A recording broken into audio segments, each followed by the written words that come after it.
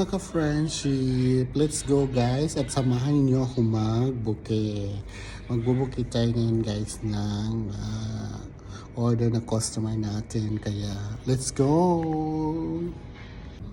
This is one, this lily, and this one the limonyo, and rose, and lisianthus. So we will make a bouquet na. So ayun na guys, so nag-i-start na ako ngayon mag-bouquet sa napili ng customer na dark purple and white. So ayan na siya guys, ginagawa ko na yung order ng customer, napili niyang color.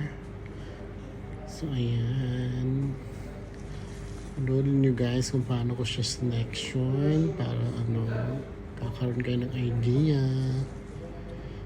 So ayan, after the purple and white again, kailangan din siya dikit-dikit guys.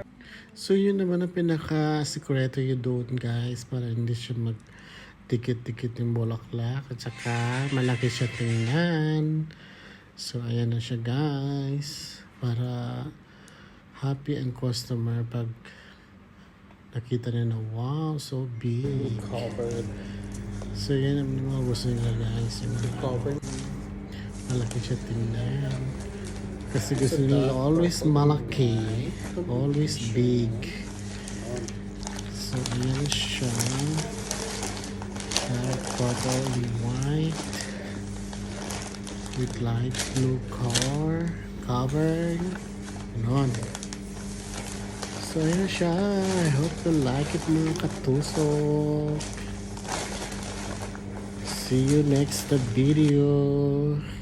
Charan. Thank you.